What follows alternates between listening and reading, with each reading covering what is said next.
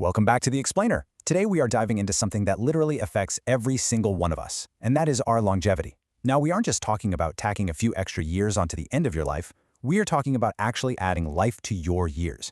The sources we're unpacking today reveal this incredible blueprint, showing us how consistent, daily habits have a massive, profound influence on enhancing both our mental and physical longevity. And the best part? It's really not about making these huge, sweeping lifestyle overhauls. It's about how tiny, deliberate adjustments to your daily routine can serve as super powerful preventative measures against burnout and long-term illness.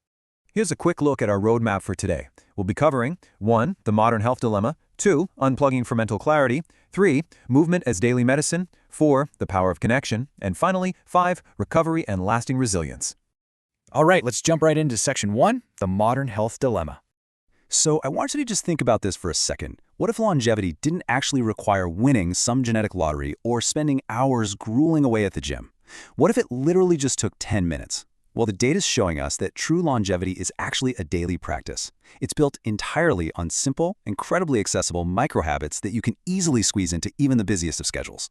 And honestly, locking in these habits is way more critical now than it has ever been. Just to put this into perspective, the World Health Organization points out that nearly 1 in 8 people globally are living with a mental disorder. And even wilder than that, research shows chronic stress is directly linked to the 6 leading causes of death, including things like heart disease and lung ailments. We have this tendency to view mental health as something we only deal with after a crisis hits, right? But we really need to flip the script and shift our focus toward prevention. Which brings us right to Section 2, Unplugging for mental clarity. Okay, look at the stark contrast here between our digital habits and what our bodies actually naturally need. We are almost all guilty of this, reaching for our smartphones the literal second we wake up. But checking those emails immediately floods your brain with cortisol. It throws your mind into this hyper-alert react mode before your feet even hit the floor. Just delaying that screen time for the first 30 to 60 minutes of your morning is a huge energy saver. Now compare that screen time with green time. Research in ecotherapy proves that taking just a 20-minute nature walk actively decreases repetitive negative thoughts. It lowers your heart rate and drops those cortisol levels right back down.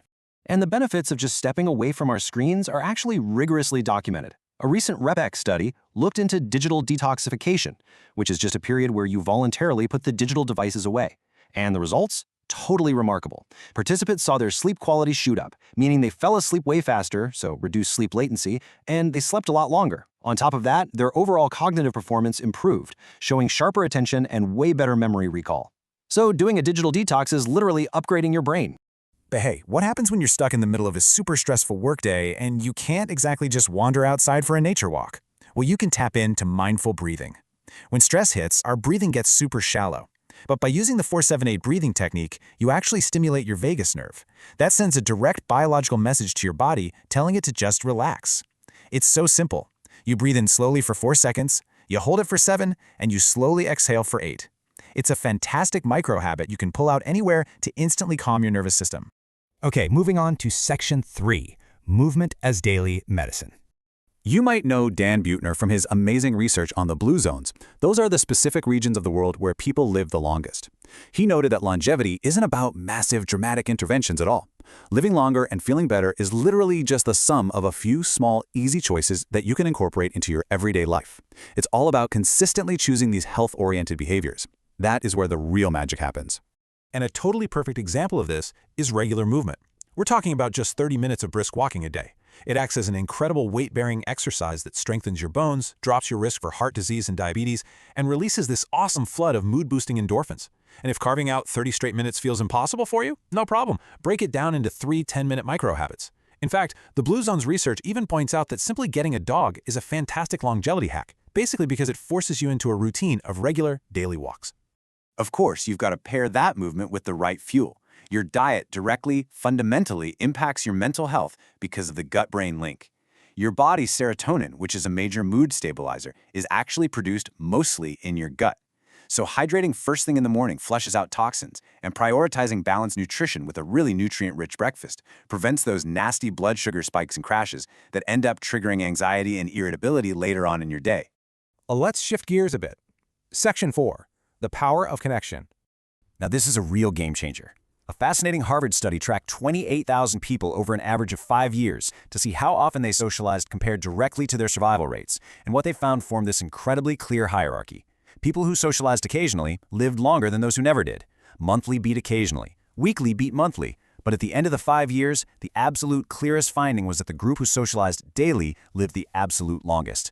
The benefits of social interaction are profound. Frequent connection significantly slashes your risk of cognitive decline and early death. But we do need to be really clear about what we mean by connection here, because feeling lonely is a massive health risk. Actually being physically present with another human being provides biological rewards that screen-based communication just flat out cannot replicate. When you are physically with someone, your body releases oxytocin, which actively fights off the effects of stress. A text message or a social media like simply does not trigger that same biological safety net. You've got to get that FaceTime in. Which brings us to the foundation of the whole blueprint. Section 5, recovery and lasting resilience. Quality sleep is, without a doubt, the single most important habit for your overall resilience. It is totally non-negotiable. During deep sleep, your brain's lymphatic system literally goes to work physically flushing out the toxins that build up in your brain during the day.